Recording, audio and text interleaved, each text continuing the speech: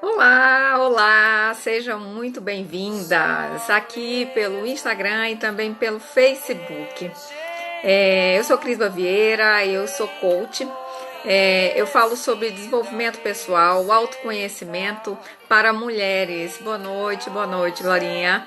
E hoje, essa semana, nós estamos iniciando, eu estou iniciando uma série de lives que vai falar especificamente sobre a maternidade, sobre como eu, enquanto pessoa, né, lidei com toda a transformação que a maternidade me trouxe, né, como foi e como está sendo a minha experiência com a maternidade até hoje.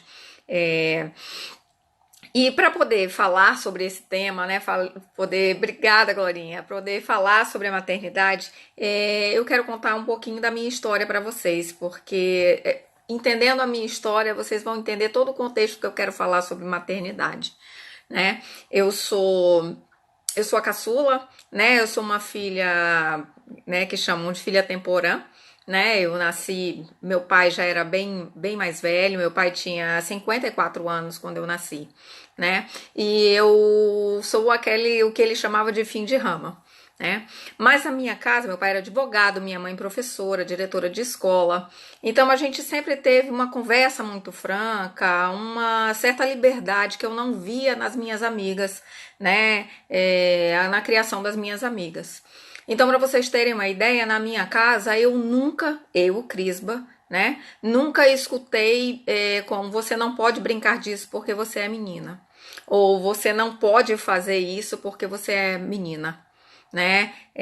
Ou se comporte como uma mocinha.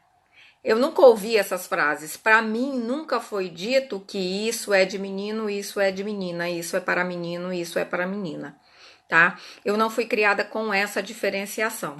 Então, eu fui criada para ser e fazer o que eu quisesse, sem me preocupar se isso era um papel da mulher ou se isso era um papel do homem. O meu pai limpava a casa, meu pai fazia almoço, lavava louça, ele cuidava de mim porque minha mãe trabalhava mais tempo fora do que ele. Então, para mim era natural esse processo e essa divisão de tarefas dentro de casa. Pelo menos é o que eu digo, na minha época isso era assim. Eu fui criada dessa forma, né? Só que quando eu tinha 13 anos, a minha mãe morreu. A minha mãe morreu muito nova, né? Ela era muito nova e eu era mais nova ainda, né? Porque eu tinha só 13 anos. E com e meu pai já era casado novamente, e claro, para mim era difícil aceitar aquela relação.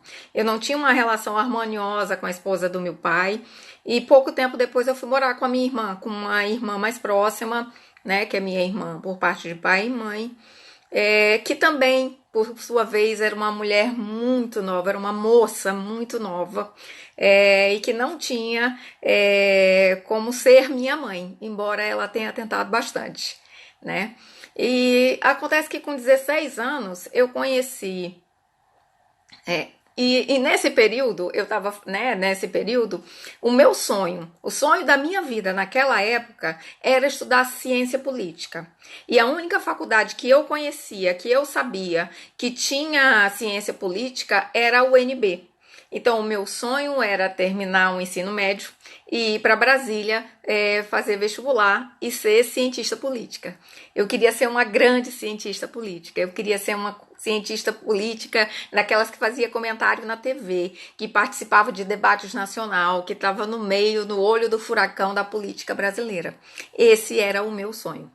Mas depois que a minha mãe morreu, o meu pai ficou com medo de me mandar para estudar em Brasília, eu muito nova, sozinha, e ele, né, meio que ele teve medo mesmo, né? Ele falou: olha, você é muito nova, você não pode morar sozinha e não tem com quem você vai morar, né? Então vamos ficando por aqui.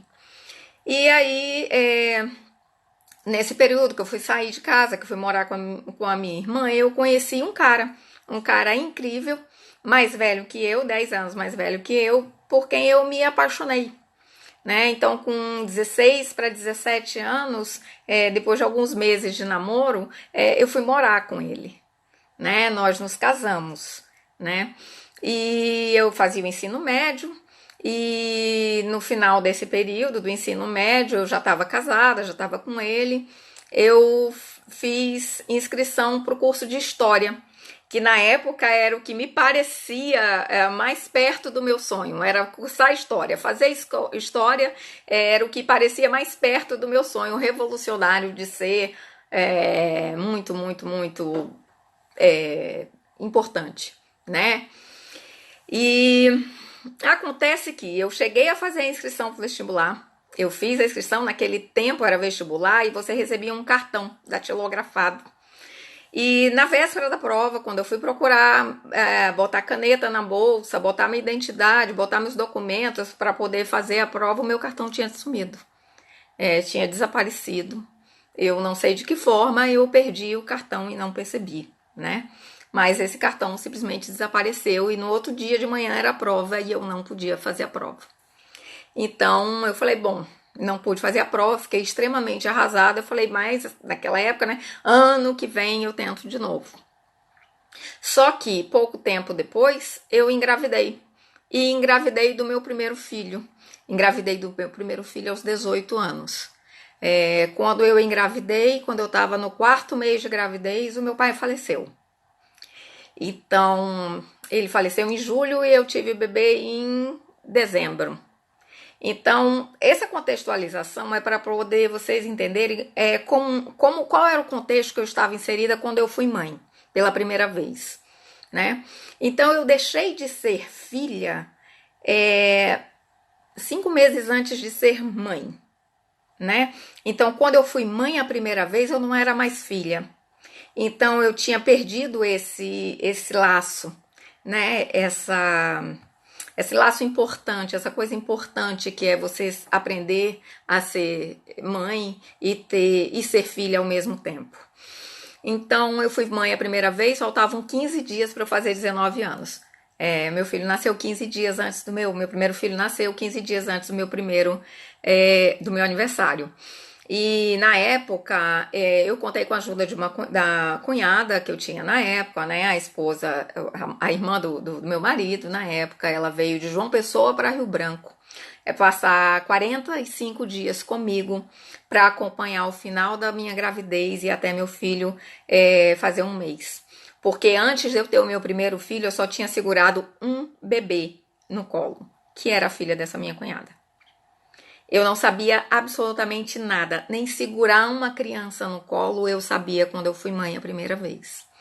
Então eu tive que aprender várias coisas ao mesmo tempo, inclusive como segurar uma criança, né? Então eu agradeço, sou eternamente grata a Lilian, porque ela se disponibilizou a me ajudar nesse momento. Né? Então, nesse momento em que eu fui mãe e que eu não era mais filha, os primeiros dias foram muito tristes, né? Porque eu tinha a alegria de ter aquele filho nos braços, né? O meu primeiro filho, mas eu, de certa forma, não tinha para quem mostrar, né? Não tinha os meus pais para verem. Então, aquilo no começo me causou muita tristeza, eu chorei muito os 3 primeiros dias por causa disso, mas depois eu fui acometida de uma força, de uma coragem, de uma valentia, uma onda de força que eu nunca tinha experimentado. Né? Eu antes disso eu não conhecia essa força e esse ímpeto que a maternidade me trouxe. Né, que ter aquele filho que era meu filho, que dependia de mim, aquilo me empoderou muito, me deu muita força, né? E naquele momento que nasceu aquele filho, nasceu uma mãe e nasceu também uma outra pessoa.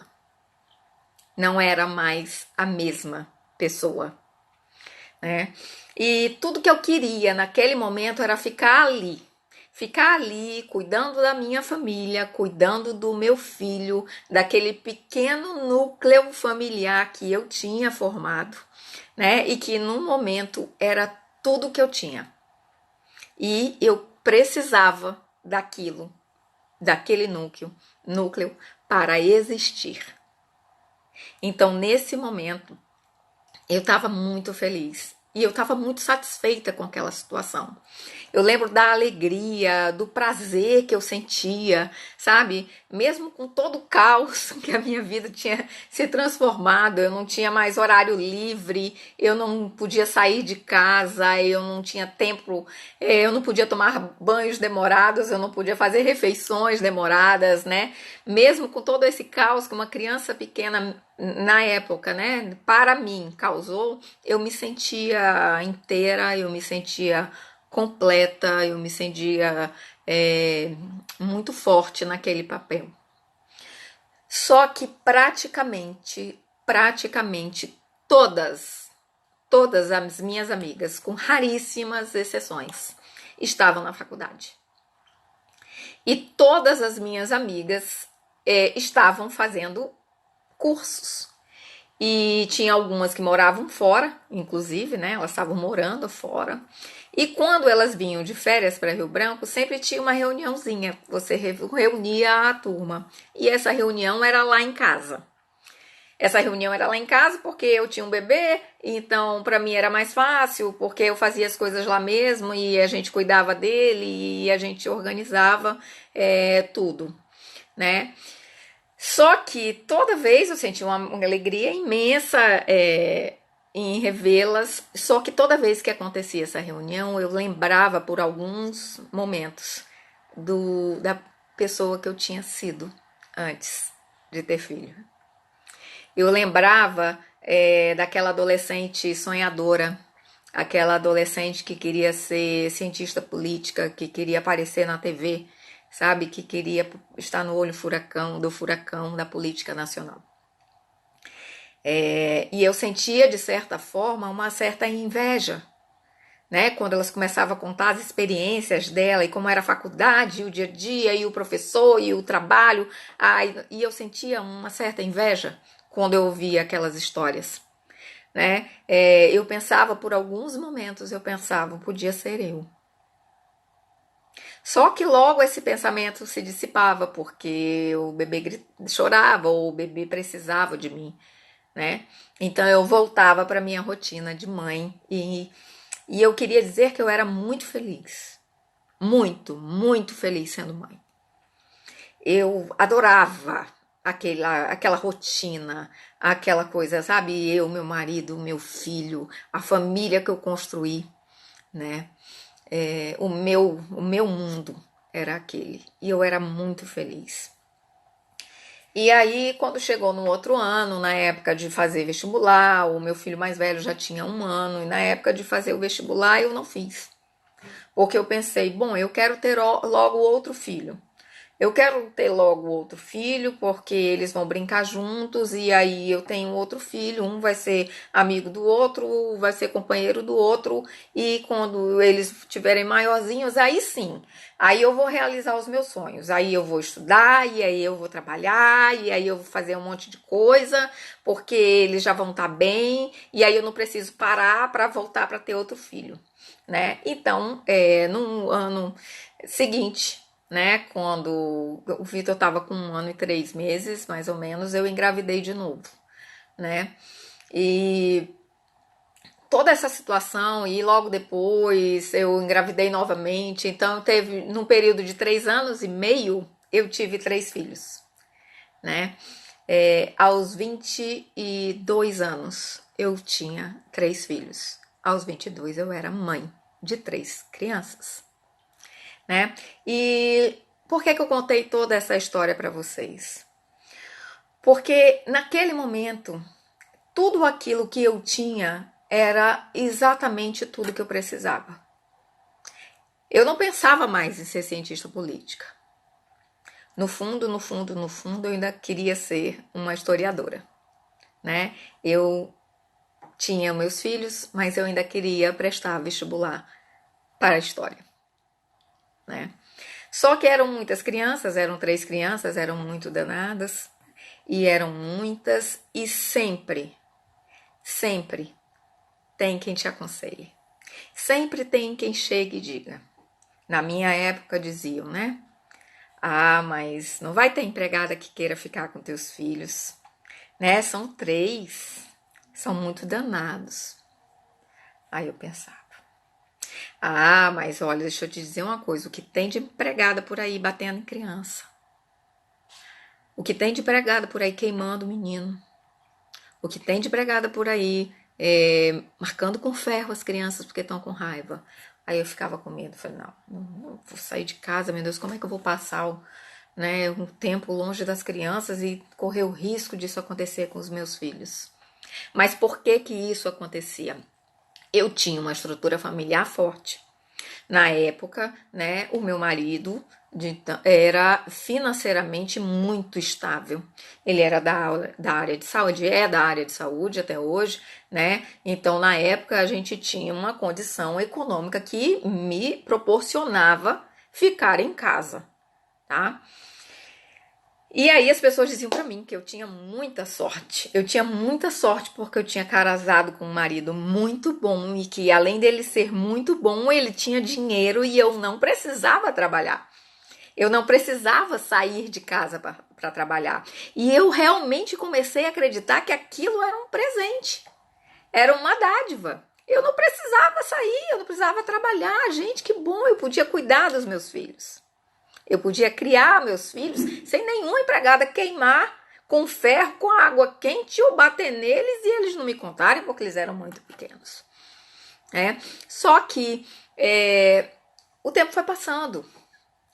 E embora eu amasse muito a minha família, embora eu amasse muito aquele núcleo familiar que estava crescendo e que eu tinha construído, os meus sonhos não sumiram.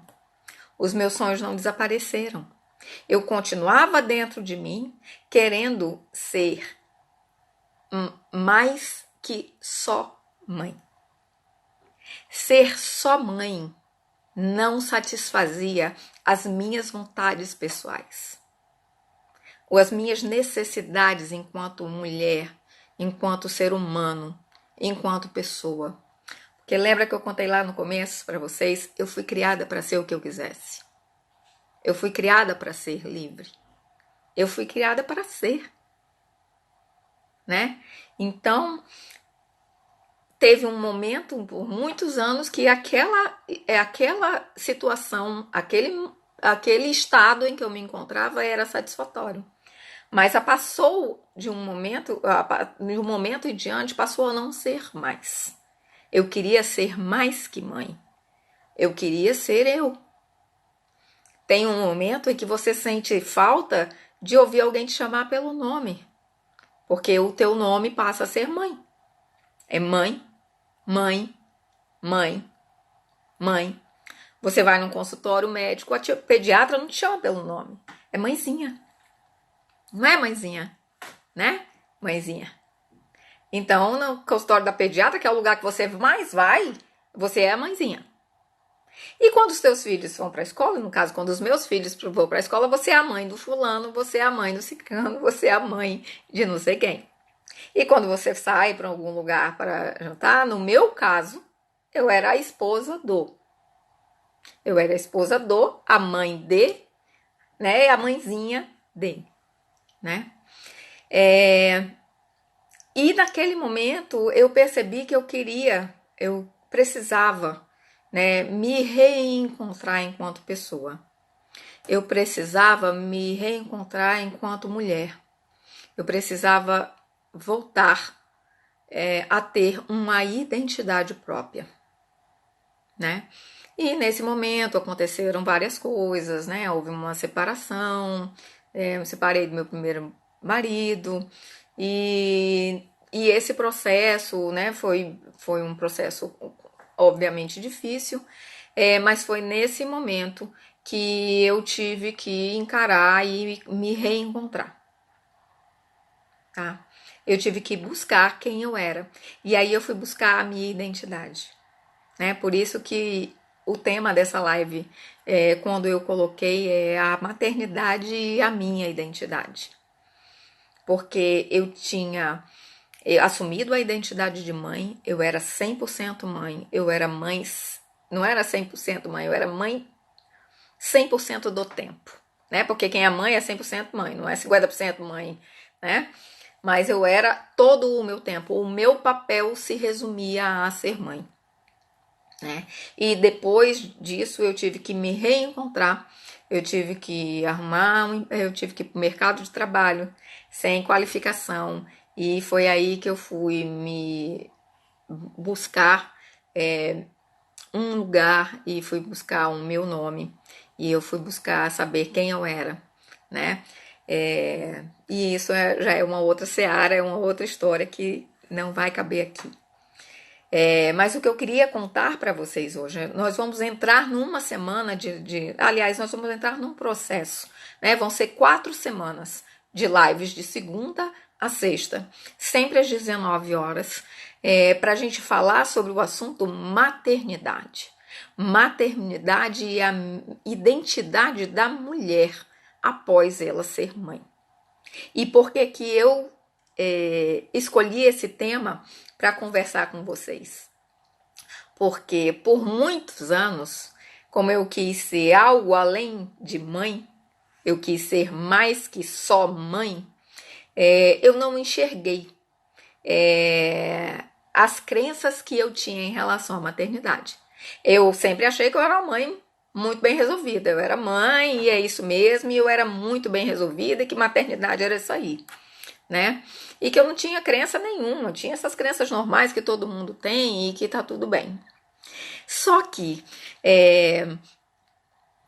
esse ano eu tive um grande presente. Eu não vou ser vovó, tô logo avisando que eu não vou ser vovó agora. O grande presente que eu tive é que eu tenho uma sobrinha que também é minha afilhada, e que ela tá grávida, né? Então o presente foi que essa sobrinha, que é a afilhada que eu amo muito, está grávida. E aí, no meio de toda essa comoção, de toda essa alegria, uma vez eu conversando com ela, e o meu filho, aquele meu filho mais velho, hoje é casado, né? E eu conversando com a minha sobrinha, e falando da minha nora, eu falei, não, mas ela não pode ter filho agora. Falando da minha nora, né? Falei, não, mas ela não pode ter filho agora, não. Ela não pode ter filho agora porque ela tá fazendo mestrado e ela tá começando a carreira profissional dela agora, ela não pode ter filhos, porque senão vai atrapalhar. Aí a minha sobrinha olhou e falou, tia, não é bem assim, não. Por que que vai atrapalhar? Falei, não, mas ela sonho dela é fazer o mestrado, depois ela sonha em fazer o doutorado, ela sonha em fazer uma carreira assim, e não sei o, né? E a minha sobrinha olhou e disse, tá, tia, mas ela pode fazer tudo isso tendo filho. E eu, mas como que ela vai fazer isso tendo filho? Quer dizer, eu trouxe a minha história para a vida de outras mulheres, para a vida de outras pessoas. Inconscientemente, eu estava falando para minha sobrinha que ela também não podia ter uma carreira, que ela também não podia ter sucesso profissional porque ela ia ter filho. Inconscientemente, eu estava falando que a minha nora não pode ter filhos, porque ela quer uma carreira profissional, ela quer ser bem-sucedida profissionalmente. E quando eu terminei essa conversa com a minha sobrinha, eu falei, tem coisa pegando aí, tem crença pegando aí, tem coisa aí, o que é? O que é? Coincidentemente, que eu não acredito em coincidência, eu acho que o universo conspira e traz tudo pra gente, né? Eu não acredito realmente em coincidências. Então, coincidentemente, nessa semana eu repeti uma frase que eu falava corriqueiramente e eu não tinha ouvido, mas que depois dessa conversa com a minha sobrinha eu comecei a ouvir. A minha gata, eu tinha uma gata, agora eu tenho 4, né? Porque ela pariu, ela teve filhotinhos e ela muito cansada, muito estressada e brigando com os filhotinhos que estavam crescendo e mamando muito e ela ficando muito cansada. E aí eu olhei para ela e falei, aguenta, tu não inventou de ter filho? Agora aguenta aí, tua cria. E quando eu falei essa frase, cara, de novo, isso é crença, isso é uma crença que eu tenho. E aí eu comecei a observar, falei, cara, eu tenho que estudar isso, né? E aí vem o meu lado coach, não vem o meu lado mãe, veio o meu lado coach e disse, isso são crenças e você vai ter que trabalhar. E aí eu comecei, sentei, e aí pode até ser um exercício, tá, para vocês que fica como sugestão. Eu sentei e anotei as frases que eu tinha dito. Anotei as frases que eu tinha dito para minha sobrinha, anotei as frases que eu tinha dito para gata e comecei a escrever um monte de frases sobre o que eu achava que era ser mãe. O que é ser mãe? Mãe é isso? Mãe é aquilo? Mãe é aquilo? Mãe é padecer no paraíso? Não, não concordo que mãe é padecer no paraíso. Mas mãe é isso. Mãe é abnegação, você abre mão. Quando você é mãe, você não pode isso, você não pode aquilo e não sei o que acaba com a sua carreira. E quando eu terminei essa página de frases que vinham à minha cabeça, eu olhei e falei, cara, tem coisa errada aí. Eu tô com crenças negativas em relação à maternidade e eu estou influenciando as pessoas mais próximas sobre essas crenças negativas. Então, a reflexão que a gente vai fazer essa semana e todas as outras semanas, essa semana eu vou tratar de temas específicos, tá? A gente vai falar sobre a questão da culpa na maternidade, que era o que eu sentia muito, né? Eu vou falar de coisas que eu conheço, de coisas que eu vivi, de coisas que eu sinto. Por isso que eu falei, né, na minha chamada lá nos stories aqui no Instagram. Eu vou entregar para vocês o que tem mais profundo em mim. O que existe de mais verdadeiro na minha essência. Eu vou tratar com vocês essas 4 semanas. Eu vou abrir o meu coração. Eu vou mostrar para vocês tudo que eu aprendi e que eu vivi no decorrer desses 28 anos. Né? Eu tenho uma outra filha depois, eu tive uma filha no meu segundo casamento, eu tenho uma filha que tem 11 anos agora, né? É um outro exercício de maternidade, e é isso que eu quero compartilhar com vocês.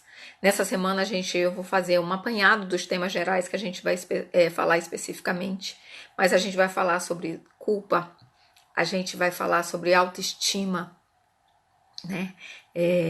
Autoestima da mulher mesmo, né? Não é autoestima da mãe também, né? Então a gente vai falar sobre culpa, a gente vai falar sobre a autoestima, a gente vai falar sobre essa questão da gente ser multitarefas, né? Da gente ser um eterno equilibrista de pratos, né? A gente vai falar sobre realização pessoal e a maternidade, né? Que é o que hoje me move, né? E faz com que eu esteja aqui conversando com vocês, tá? Eu precisava, para a gente introduzir essa semana e falar sobre esses diversos temas, eu precisava contextualizar e dividir com vocês a minha história, os meus sentimentos, o que me trouxe até aqui. Por que eu decidi falar sobre esse tema? Porque eu sei que da mesma maneira que eu passei por dificuldades, porque eu passo por dificuldades, né, por desafios hoje, tem muita mulher que também está passando, que também vai passar, que também passou. E eu posso ajudá-las a fazer isso de uma maneira mais leve, tá? Porque foram as minhas crenças que criaram a realidade. Sabe, são as crenças que nós temos que criam a realidade que a gente tem. Então foi tudo que eu acreditei que era difícil, eu acreditei que eu tinha que abrir mão, eu acreditei que eu não podia fazer, eu acreditei que eu não podia ter, eu acreditei que eu sabe, que eu não merecia, né? Então todas as minhas crenças criaram a realidade que eu tenho e que eu tive por muitos anos, né? E a gente pode fazer trocas, tá? Vocês podem mandar mensagens inbox, vocês podem mandar mensagem aqui pelo Messenger no Facebook, tá? Sobre o que vocês pensam, o que vocês passam, quais são as maiores dificuldades de vocês enquanto mulher que é mãe. Porque quando a gente é mãe, a gente não deixa de ser mulher, embora muitas vezes a gente esqueça disso. Eu lembro de mim, mãe de meninos, né, de crianças pequenas, descabelada, de camisola o dia inteiro, porque eu dizia, eu não tenho tempo de tomar banho, eu não tenho tempo de trocar de roupa. Então, descabelada, maltratada, mal cuidada, né? Porque eu acreditava que o exercício da maternidade iria exigir isso de mim. Era aquele papel de mãe que eu imaginava, né? Era aquele papel de mãe que foi colocado para mim, que a mãe tinha que ser assim. Porque todo mundo chega pra gente e diz: ah, tá feliz agora, quero ver quando nascer e tu parar de dormir. Quem disse? Né? Ah, tu vai ficar sem dormir. Ih, quero ver essa tua cara alegrinha, quero ver essa tua unha feitinha, quero ver esse teu cabelo arrumadinho depois que tiver bebê. Porque depois que tiver bebê, tu vai viver descabelada. E eu ouvia isso e eu acreditava nisso e eu me tornei uma mãe descabelada, né? Uma mãe que tem que abdicar de tudo. Ah, você não pode trabalhar fora e deixar teus filhos com as empregadas que vão bater, espancar e maltratar teus filhos. E aí eu não trabalhava porque as empregadas iam maltratar meus filhos. E não que não tivesse acontecido, né? Ou não fosse possível de acontecer. Mas eu fui me tornando aquilo que as outras pessoas diziam sobre a maternidade, né? E aí a gente vai falar sobre esses assuntos também, sobre como as mensagens que a gente recebe dos outros, sobre como as influências que a gente tem das pessoas mais próximas, né?